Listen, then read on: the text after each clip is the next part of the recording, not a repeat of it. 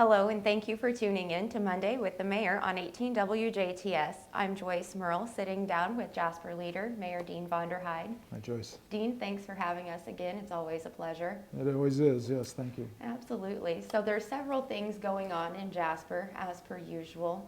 If you want to kick it off with updates from the storm damage, I guess. Yeah, the recent storms that came through the community, obviously, they did identify that there was a tornado touchdown in a portion of the community, and there was significant tree damage, roof damage to some homes in the Grassland Hills area.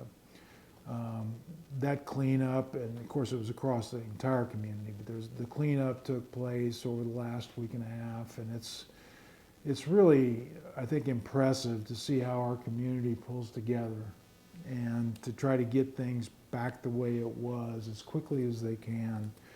I know the street department was out, clearing, making sure the roads were passable. I know we had a big tree that went down at the Hobbick Center.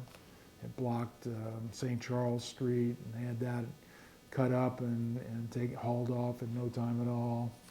We had other trees that were, like I say, laying on people's homes that they had to bring in contractors. Utilities had poles that were broken off, and they've been replacing poles during the last week and a half. Should be about complete this week with all those replacements. But overall, our community responds really well when we get something like this happen, and they help each other out, and that's what makes a community, is when neighbors help neighbors. That is the great part about living in Jasper, especially when people know that there's an issue or something happening. It really shows you how widespread support is for each other. Which brings us to our next point about JC Park. There's an event going on this weekend, and they had some storm damage. They did have some storm damage there as well, and not necessarily the trees as much as it was that we had a collapse of a storm sewer. It was an old storm sewer that had been constructed many years ago, and the rebar and concrete in the upper bridge of it had collapsed, and so we are securing that area to make it so that it's going to be safe for people. But we just want to make people aware that that area, there's going to be some restrictions, there's going to be some areas barricaded so that we don't have people getting where they shouldn't be. And we will end up doing a temporary fix until we come up with a long-term plan for that particular area. That's where we're going to build the new indoor sports and wellness area, recreation and wellness area. So when those plans are completed, we'll have a better infrastructure overall. But we'll temporarily fix it here in the next few months. It'll get temporarily fixed, but in the meantime, those safety precautions will be in place, especially for the big 21st birthday bash for Carter and Noah this weekend. We'll make sure to pass along the message to them as well to make sure everybody stays safe and has a good time. Right. I guess on the note of the drain collapsing at JC Park, we can kind of move into the water movement, drainage, storage from Hayesville and the North Side development.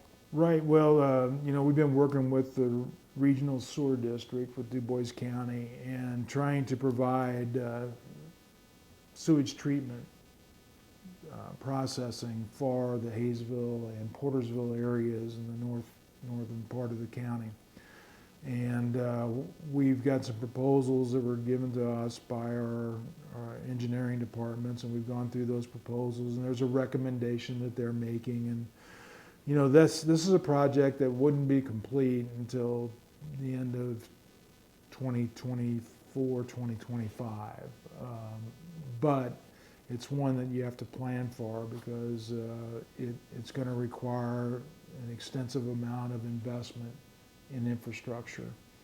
When the sewage treatment facility is put in place on the north side of Jasper, it will allow growth on the city of Jasper on the north, and it will allow then also those communities to have good access to sewage treatment, which today they don't. So it'll be an environmentally friendly investment in the county.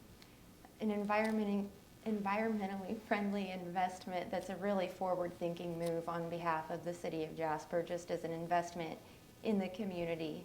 Well, and I think the county is what's behind this. They've been identifying some areas outside the municipalities, Jasper and Ferdinand, Holland, you know, Huntingburg. We have sewage treatment facilities, but there's other areas that don't. And so where this sewage leaks into in the streams, creeks, you want to provide a different means for that to be treated. You just don't want that kind of impact on the environment. So we're looking forward to helping the situation. The county's trying to address it, and we're partnering with the county. The city of Jasper is partnering with the county to provide those services. As we talked about earlier in our conversation, the great thing about this area is how the community comes together, and it doesn't matter what organization a person belongs to. If there's a need, people are ready and willing to stand in the gap. We do. Mm-hmm. We do.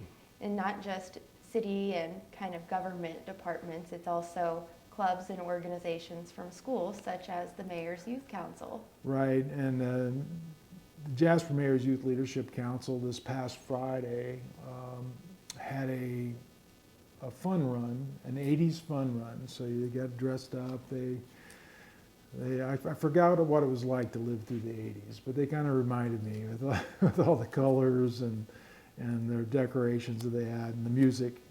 But they had a fun run, and this fun run was to raise some money to go toward their projects of upgrading the bridges that existed at the former Rookshire Municipal Golf Course.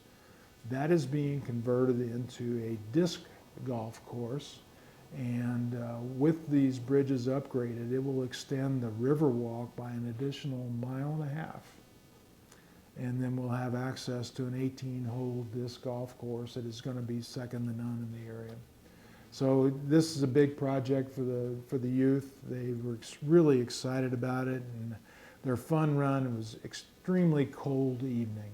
It was cold, but they were successful in raising some money, and are still trying to raise enough money to be able to, finish this project out. And that's the refurbishment of 2 different bridges there.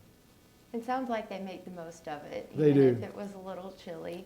And it's always great to see that these kids are getting involved in hands-on opportunities to where when they are our future and they're the ones in leadership positions, that they've got some experience. Well, they've taken the initiative. They organized this, they advertised it, they've done everything when it came to that particular fundraiser, and they're continuing on with the project. They've got a project plan that's mapped out with the Parks Department, so we coordinate that. And by midsummer, we hope to have a disc golf course up and running. So That's wonderful Yeah. news. And not only can events like this be participated in by anyone, not just those involved in the organization, I understand that there's a new website for the whole community and even visitors to understand and learn more about things happening. yeah, I appreciate you bringing that up. ExploreJasperIN.com is the location you should go to find out what's going on in the city of Jasper. We try to put in there all the activities so that people know what's going on, what's happening in our community. The last thing you want to hear is, well, there's nothing going on, right? There is a ton of things happening in Jasper, and this is a go-to place. So we encourage you, just go out, find out what's going on, how you can get involved in some of the organizations that are publishing in their activities, and be an active part of the community. Absolutely. The best way to appreciate your community is to get involved and That's get right. invested in your community. We always enjoy coming to the Jasper City Hall and hearing more about what the citizens of Jasper are doing. Yeah, well, they do a lot. They do, and it's certainly a great community to live and work in. Yes, yeah. Is there anything else you'd like your citizens to know this week? Well, there's just so many projects underway. We've got several road projects that are underway, so we're tearing things up. This is the time of the year we go in and tear it up and try to resurface and put in new curbs and sidewalks, and that's what's going to happen. And I know people say, well, we're always under construction. Well, we are, because we're making up for some past history where we didn't do those things. And but when it's done, it's going to be nice, and I think it'll be a place you can be proud of. You'll be able to. We're trying to improve the accessibility for pedestrians, so sidewalks and pathways are really important to us. Providing bicycle routes, that's something we've got to work hard on. And then we want to calm our traffic through the city so that people are not speeding through and that they're taking their time and really kind of enjoying what we're all about. We're a small town with a friendly feel, and we want people to stop and be entertained by our friendliness.